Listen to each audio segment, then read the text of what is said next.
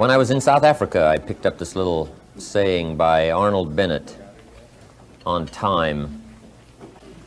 And it says, by Arnold Bennet, "Time is the inexplicable raw material of everything. With it, all is possible. Without it, nothing. The supply of time is truly a daily miracle, an affair genuinely astonishing when one examines it. You wake up in the morning and lo, your purse is magically filled with 24 hours of the unmanufactured tissue of the universe of your life. It is yours. It is the most precious of possessions. No one can take it from you. It is unstealable. And no one receives either more or less than you receive.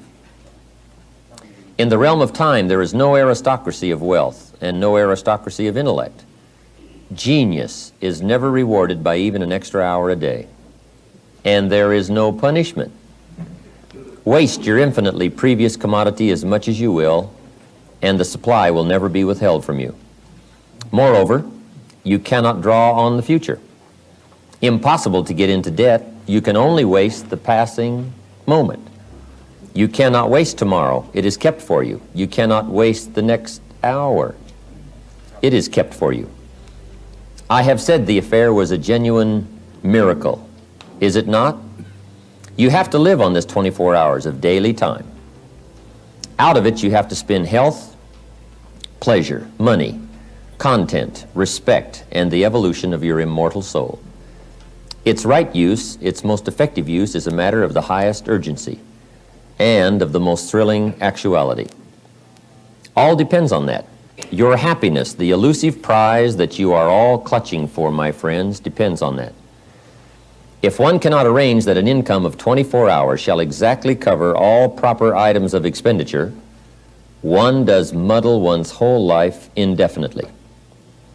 We shall never have any more time. We have, and we have always had, all the time there is. Arnold Bennet. Well said.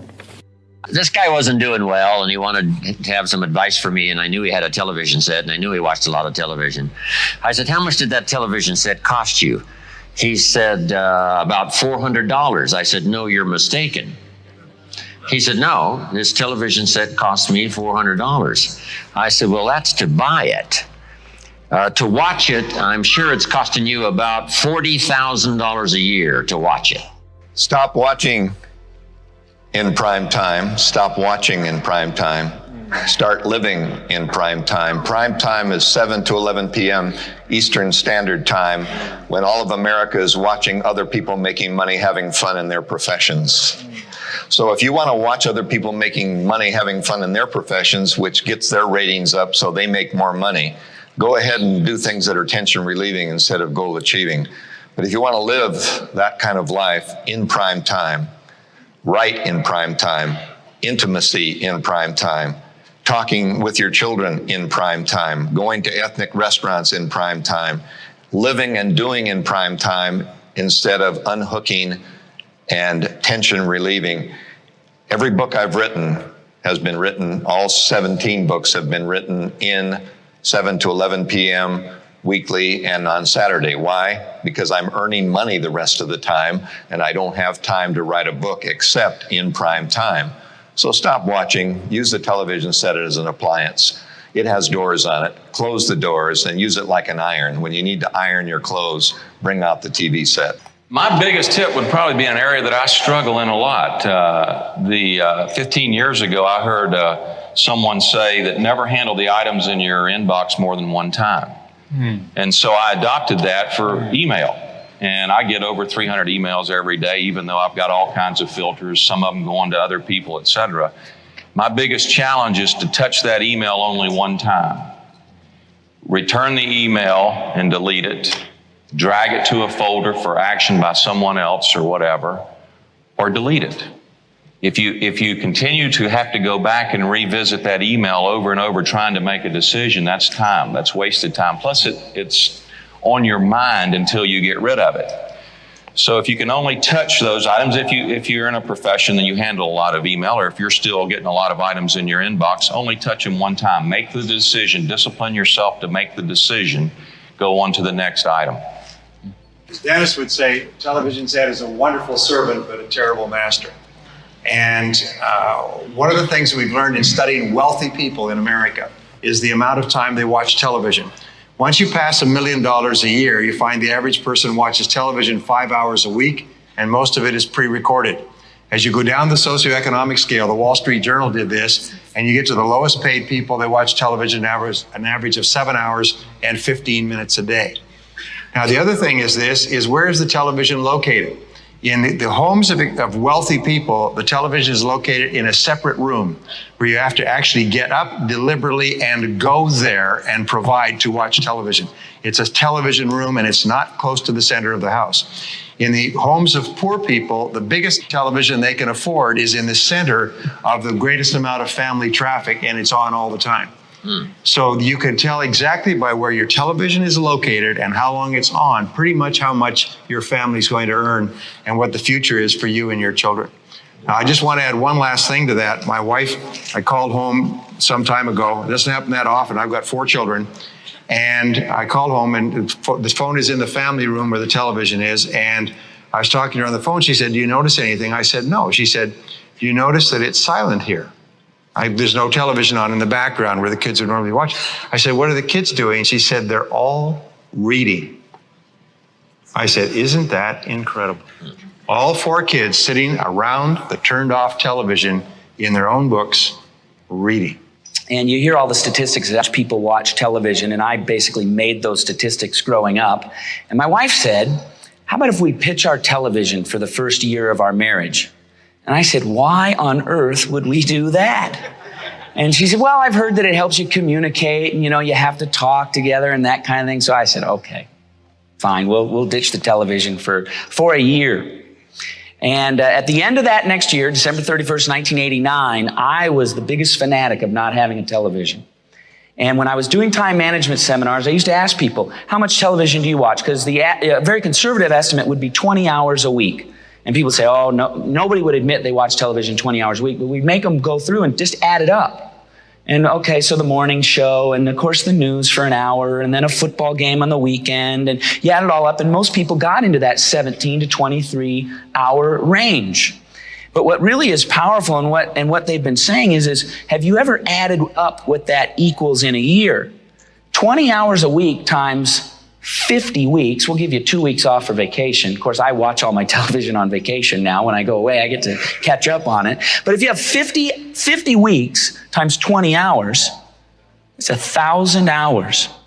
Divide that by 40, and how many work weeks are you talking about that you've given away? 25, 26 work weeks, which is a half of a year.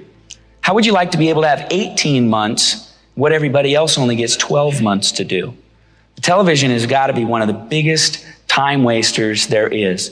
My mom says, "Well, you're missing so many good things." And I say, they have books that'll cover that kind of stuff as well. And that's kind of my soapbox. I like to tell people to pitch their television. It's so important and so true. And you'll actually talk to your wife a lot more as well. So, and your kids, and they learn to read, and it's good stuff.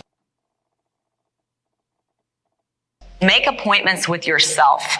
I make appointments with myself. When I've got to do certain things, I go into my planner and I put those times in so that I will take those times the same way if I were going to meet with Charlie or with Vic, I'm going to meet with Donna to get something done. So I make appointments with myself. I do regular time studies. I know that all of us in this room are people who make lists. Well, after I make my list, I sit down and decide how long each one of those tasks is really going to take. Because inevitably, in an 8, 10, 12-hour day, I'll have 18 hours worth of stuff on my list. So something's got to get moved or be abridged or something so that it can really work out. Fit some kind of workout into each day. It can be lifting, it can be walking, it can be running, it can be a class, and people usually say, well, Donna, that takes more time. No.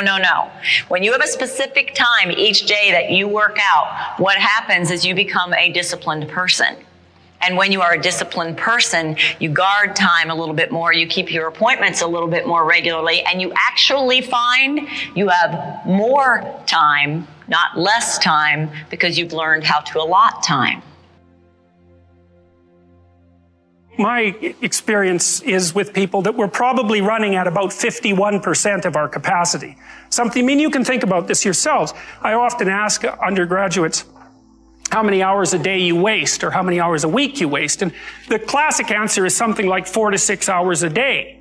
You know, inefficient studying, watching things on YouTube that not only do you not want to watch, that you don't even care about, that make you feel horrible about watching after you're done. That's probably 4 hours right there. You know, you think, well, that's 20, 25 hours a week. It's 100 hours a month. That's 2.5 full work weeks. It's half a year of work weeks per year. And if your time is worth $20 an hour, which is a radical underestimate, it's probably more like 50 if you think about it in terms of deferred wages. If you're wasting 20 hours a week, you're wasting $50,000 a year. And you are doing that right now. And it's because you're young, wasting $50,000 a year is a way bigger catastrophe than it would be for me to waste it, because I'm not going to last nearly as long. And so if your life isn't everything it could be, you could ask yourself, well, what would happen if you just stopped wasting the opportunities that are in front of you? You'd be who knows how much more efficient? 10 times more efficient, 20 times more efficient. That's the Pareto distribution. You have no idea how efficient people get. It's off the charts. Make a damn schedule and stick to it. Okay, so what's the rule with the schedule? It's not a bloody prison. That's the first thing that people do wrong. They say, well, I don't like to follow a schedule. Well, what kind of schedule are you setting up? Well, I have to do this, then I have to do this, then I have to do this, you know, and then I just go play video games, because who wants to do all these things that I have to do? It's like, wrong. Set the damn schedule up so that you have the day you want. That's the trick. It's like, okay, I've got tomorrow. If I was going to set it up so it was the best possible day I could have, practically speaking, what would it look like? Well, then you schedule that. And obviously there's a bit of responsibility that's going to go along with that, because if you have any sense, one of the things that you're going to insist upon is that at the end of the day, you're not in worse shape than you were at the beginning of the day, right? Because that's a stupid day.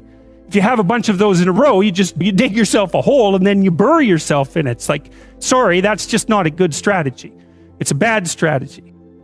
Plan a life you'd like to have. You have to understand that you're not your own servant, so to speak. You're someone that you have to negotiate with, and you're someone that you want to present the opportunity of having a good life to. So maybe 20% of your day has to be responsibility and obligation, or maybe it's more than that, depending on how far behind